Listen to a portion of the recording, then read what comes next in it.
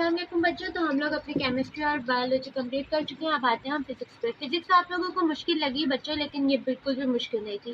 तो question number 69 से start करते हैं कि the average speed of object after completing a circle of 5 metres radius in 5 second. तो बच्चों सीधा सीधा क्वेश्चन है हमारा कि v is equal to speed क्या बच्चों होती है, सर्कुलर स्पीड जो होती है v is equal to R omega होती है।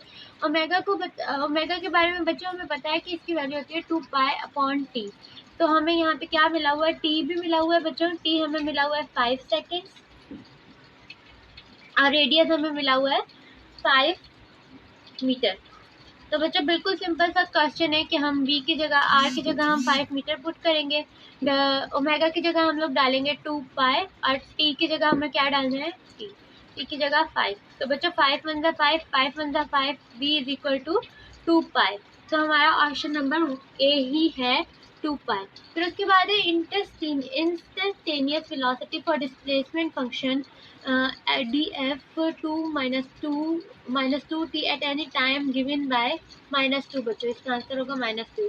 उसके बाद है Newton second law states that the rate of change of dash is equal to external force. बच्चों ये भी बिल्कुल सिंपल थियोरेटिकल क्वेश्चन है कि मोमेंटम जो होता है ना वो इक्वल होता है किसके, rate of change of external force के। नेक्स्ट क्वेश्चन हमारा है कि if a man is standing in a bus and pushing the wall of the bus in direction of motion, work done by the man is। अब बच्चों direction of motion में एक गाड़ी के ना स्टैंडिंग है। अब देखें गाड़ी स्टैंडिंग है मतलब कि डिस्प्लेसमेंट नहीं हो रही। जब बच्चों डिस्प्लेसमेंट नहीं हो रही होगी ना तो हमें सीधा सीधा पता है कि जब डिस्प्लेसमेंट नहीं हो रही होती ना तो वर्क डन हमेशा ही 0 होता है। वर्क डन नहीं होगा, डिस्प्लेसमेंट होगी तो फिर वर्क डन होगा। Linear acceleration will be max when the angle between r and a। बच्चों r a sin थीटा ये होता है हमारा फॉर्मूला, ठीक है। तो साइन 90 जब होता है ना बच्चों तो ये होता है साइन 90 पे जो इक्वल आता है 1 के। 1 जो होती है हाईएस्ट वैल्यू होती है, तो इस वजह से हमारी जो लीनियर एक्सेलरेशन है ना वो मैक्सिमम होगी 90 पे। फिर नेक्स्ट क्वेश्चन है हमारे पास, in stationary waves the distance between two consecutive crest. बच्चों जब एक वेव होती है ना तो हम वेव की डेफिनेशन में पढ़ते हैं कि the distance between the crest to crest and the distance between the trough to trough is called wavelength. तो फिर जो distance between two consecutive crest होगा ना बच्चों वो होगा 1 वेवलेंथ, ठीक है बच्चों। फिर उसके बाद हमारे पास क्वेश्चन आ जाता है कि if a transverse wave travelling in denser medium in incident on a denser medium it is. बच्चों जो ट्रांसवर्स वेव्स होती है ना ये बिल्कुल भी एक दूसरे से रिफ्लेक्ट नहीं करेंगी और ये बिना चेंज के गुजर जाएंगी डेंसर मीडियम से भी। Which group consist of electromagnetic waves? बच्चों microwave, radio waves and infrared. हमें फर्स्ट क्वेश्चन में आंसर में पता चल गया कि ये तीनों इलेक्ट्रोमैग्नेटिक वेव्स हैं। लास्ट क्वेश्चन है व्हेन नो हीट एंटर्स और leaves the system it is called adiabatic process. बच्चों ये ऐसे प्रोसेसेस होते हैं जिसमें कोई भी हीट वेव एंटर नहीं करती। फिर बच्चों नेक्स्ट क्वेश्चन है हमारा, a particle carrying charge of 3 electron accelerate बंद हो गया था ना accelerate through the potential difference of 2 volt, the energy acquired by it is। तो बच्चों अब इसमें हमें क्या दिया हुआ है कि हमें चार्ज भी दिया हुआ है, हमें वोल्टेज भी दिया हुआ है, हमें पोटेंशियल डिफरेंस बताना है। तो बच्चों इसके लिए हमारे पास सिंपल सा फॉर्मूला होता है कि हमारी जो काइनेटिक एनर्जी होती है ना ये हमारी K E is equal to voltage into charge. अब बच्चों हमें क्या दिया हुआ है कि हमें वोल्टेज तो हमें दिया हुआ था 2 वोल्ट और चार्ज हमें दिया हुआ था 3 इलेक्ट्रॉन। तो हमारी काइनेटिक एनर्जी बच्चों पोटेंशियल डिफरेंस क्या आएगी, 2 इंटू 3 बच्चों 6 इलेक्ट्रॉन वोल्ट। तो बच्चों नेक्स्ट क्वेश्चन जो है ना हमारा वो है ओहम्स लॉ से। सही है बच्चों, correct form of ohm law. तो इसमें पहला ऑप्शन हमें क्या मिल रहा है, I is equal to V R. बच्चों ये तो गलत हो गई बात, क्योंकि आई जो होता है ना, आर आई जो होता है is equal to R upon V. तो I is equal to V R नहीं होता, ये गलत है, ठीक है। वी इज डायरेक्टली प्रोपोर्शनल, तो मतलब कि volt potential difference is directly proportional to current, ये भी बात सही है। V is equal to I R, ये भी बात सही है। मतलब हमें थर्ड ऑप्शन में क्या मिल रहा है कि बोथ बी एंड सी। तो हम किस पे टिक करेंगे बच्चों, बोथ बी एंड सी पे। अब बच्चों नेक्स्ट क्वेश्चन हमारे पास आता है, वो भी न्यूमेरिकल है, कि इसमें calculate the work done in a resistor of 20 ohm carrying a current of 5 ampere in 3 hours. बच्चों हमें वर्क डन फाइंड करना है, ठीक है। हमें रेजिस्टेंस दी हुई है 20 ओहम, करंट दिया हुआ है हमें 5 एम्पियर, और हमें टाइम दिया हुआ है 3 आवर्स, ठीक है बच्चों। तो अब हम इसको स्टार्ट करते हैं कि हमें सबसे पहले क्या करना है, पावर फाइंड कर लेंगे बच्चों, आई स्क्वायर आर, ठीक है। अब P जो है हमारे पास है अननोन, I हमें दिया हुआ है 5 के ऊपर स्क्वायर देंगे और यहाँ पे 20 से मल्टीप्लाई करेंगे। P इज इक्वल टू 25 बच्चों, 25 इंटू 20 हमें सीधा सीधा पता चल गया 500 वॉट। अब बच्चों इस 500 वॉट को हमें किस में चेंज करना है, किलो वॉट में। जब इसको हम किलो वॉट में चेंज करेंगे ना, तो ये बच जाएगा 0.5 किलो वॉट, ठीक है बच्चों। अब क्या हो गया, ये हमारा क्वेश्चन का एक क्वेश्चन हो गया, ठीक है। अब हम चलेंगे नेक्स्ट क्वेश्चन पे। नेक्स्ट क्वेश्चन करने के लिए हम क्या करेंगे, वर्क डन फाइंड करना है, वो होता है पावर और time. W is equal to PT।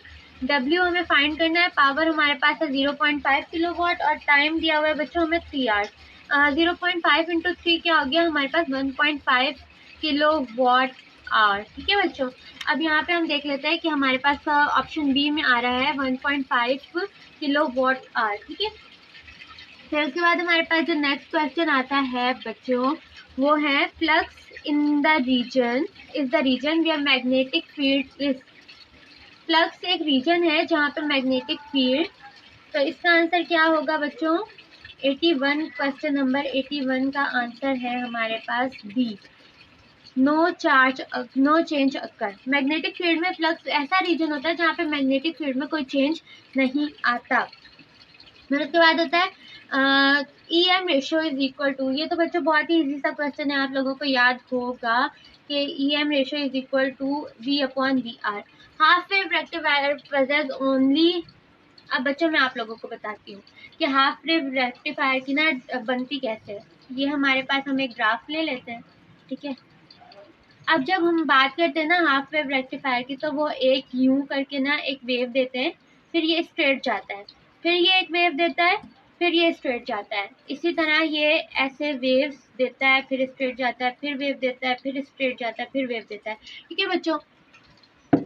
इस तरह से हाफ वेव रेक्टिफायर वेव देता है। तो इसमें क्या होता है कि सिर्फ और सिर्फ अपर रीजन में ये वेव बनाता है, जबकि फुल वेव रेक्टिफायर है ना बच्चों, वो यहाँ पे भी वेव देता है, ठीक है, यूं नीचे भी वेव दे देता है। तो हमारे पास क्वेश्चन में आया है कि half wave rectifier, question number 83 है बच्चों, हाफ वेव रेक्टिफायर। तो बच्चों जैसे कि मैंने आपको डायग्राम में भी समझा दिया कि हाफ वेव रेक्टिफायर जो होता है अपर हाफ साइकिल देता है, लोअर नहीं देता। फिर आ जाता है क्वेश्चन नंबर 84 के number of diodes in a bridge rectifier. बच्चों 4 डायोड्स होते हैं, ये बार बार आपको थ्योरेटिकल क्वेश्चन आ रहे हैं, ये बहुत इजी है, आप लोग एक सेकंड में सॉल्व कर सकते हैं। अब आते हैं कि if 2 photon interact in the same direction then will change. बच्चों फोटॉन है 2, पेयर प्रोडक्शन की शायद ये बात हो रही है कि 2 फोटॉन्स हैं और वो आपस में इंटरेक्ट करते हैं सेम डायरेक्शन में, तो कौन सी ऐसी चीज है जो चेंज होगी, ठीक है बच्चों। सीधी बात है कि हमारा क्या चेंज होगा, मास कैसे चेंज हो सकता है बच्चों, जब 2 फोटॉन्स आपस में टकरा रहे हैं तो उनका मास चेंज नहीं होगा। एनर्जी बच्चों आप लोगों को पता है कंजर्व रहती है, law of conservation of mass और law of conservation of energy हमें बताते हैं कि मास और एनर्जी कभी भी चेंज नहीं हो सकती। हाँ, तीसरे नंबर पे इंटेंसिटी चेंज हो सकती है, और ऑप्शन डी में बोथ ए एंड बी, तो मतलब ये तो गलत ही है। मतलब कि law of conservation of mass and energy के अकॉर्डिंग हमें ये याद रखना है कि मास और एनर्जी कभी भी चेंज नहीं होगी। Dash is conserved in pair production. बच्चों पेयर प्रोडक्शन में क्या चीज कंजर्व रहती है, ठीक है। तो चार्ज भी कंजर्व रहता है, सही बात है। मोमेंटम भी कंजर्व रहता है, मतलब कि बोथ ए एंड बी, ये भी इसका सही ऑप्शन है। ठीक है बच्चों, फिर उसके बाद हम आ जाते हैं which radiation is use in smoke detectors. बच्चों ये आपका चैप्टर 20 का क्वेश्चन है कि स्मोक डिटेक्टर्स में कौन सी रेडिएशन यूज होती है। सिंपल याद रखने वाली बात है कि अल्फा वेव्स जो होती हैं वो स्मोक डिटेक्टर में सेम रहती हैं, यूज होती हैं। बच्चों फिर नेक्स्ट क्वेश्चन है कि an anti not pressure is dash and velocity is. बच्चों ये लोग पूछ रहे हैं कि एंटी नोड पे प्रेशर क्या होता है और वेलोसिटी क्या होती है। बच्चों एंटी नोड आप लोगों को पता है कि नोड के अपोजिट होती है। इस पॉइंट पे एंटी नोड होती है, ये वाला जो पॉइंट होता है ये नोड होती है बच्चों, और ये जो पॉइंट होता है ना ये एंटी नोड होता है, एंड पॉइंट। तो इस पॉइंट पे ना बच्चों ये देखिए ग्राफ के बिल्कुल लाइन पे चल रही है। इस पॉइंट पे क्या होता है कि हमारे पास प्रेशर और वेलोसिटी दोनों ही मिनिमम होती है, तकरीबन ना होने के बराबर। फिर आ जाता है उसके बाद next question, by increasing the amplitude in simple pendulum of which of the following changes. Amplitude बढ़ाएंगे तो बच्चों वेलोसिटी तो चेंज नहीं होगी, एनर्जी भी सेम रहेगी, मोमेंटम भी सेम रहेगा, पीरियड भी सेम रहेगा, मतलब के नन। एम्पलीट्यूड बढ़ाने से कोई फर्क नहीं पड़ता और ग्रेविटी पे भी कोई फर्क नहीं पड़ता। ठीक है बच्चों, फिर उसके बाद क्वेश्चन आ जाता है कि radiation emitted by hot bodies have colour. बच्चों ये 17 चैप्टर का क्वेश्चन है आप लोगों का। ब्लैक कलर होता है रेडिएशन जो एमिट होती है उसका। उसके बाद 93 क्वेश्चन नंबर हमने आप लोगों को ग्रेस दे दिया था। फिर बच्चों displacement of an object moving around the circle. अब बच्चों डिस्प्लेसमेंट होती क्या है कि डिस्टेंस जो कवर किया होता है from initial point two the final point. अब जब बंदा एक सर्कल में घूम रहा है, घूमी जा रहा है, यहाँ से यूं यूं घूम रहा है, तो एंड पे आके वो एक ही पॉइंट पे खत्म होगा ना, यहाँ पर जहाँ से उसने अपनी पोजीशन स्टार्ट की थी, तो वहाँ पे इसीलिए उसकी डिस्प्लेसमेंट 0 होगी। अब क्या होता है कि in case of planet the necessary acceleration is provided by planets को बच्चों नेसेसरी एक्सेलरेशन कौन प्रोवाइड करता है। सिंपल सा क्वेश्चन है कि ये जो एक्सेलरेशन होती है वो हमें ग्रेविटेशनल फोर्स देती है। ठीक है बच्चों, फिर थर्मोडायनेमिक्स में फर्स्ट लॉ रिलेटेड किससे होता है। फर्स्ट लॉ ऑफ थर्मोडायनेमिक्स हमें कहता है कि energy can neither be produced और नॉर बी डिस्ट्रॉयड, मतलब कि एनर्जी रिमेन्स कंजर्व्ड। तो एनर्जी कंजर्वेशन से रिलेटेड है हमारा first law of dynamics. Unit of electric field strength. बच्चों यूनिट्स तो आप लोगों को हर चीज़ के याद होने चाहिए फिजिक्स में, तो वो होता है न्यूटन पर कॉलम। ठीक है बच्चों, what happens to the flux. बच्चों फ्लक्स के साथ क्या होता है, if applied magnetic field is double. Magnetic field को बच्चों हम लोग डबल कर रहे हैं, उसका फ्लक्स पे क्या रिलेशन होता है। अब बच्चों फ्लक्स से ना मैग्नेटिक फील्ड डायरेक्टली प्रोपोर्शनल होती है, तो फ्लक्स के साथ जो बच्चों हमारा रिलेशन होता है ना मैग्नेटिक फील्ड का, वो डायरेक्ट रिलेशन होता है। तो सेम यहाँ पे ट्वाइस हो जाएगी। अब देखें अगर हमने मैग्नेटिक फील्ड को डबल किया तो हमारा फ्लक्स भी डबल बढ़ेगा। अगर किसी भी चीज़ का किसी चीज़ से डायरेक्ट रिलेशन है तो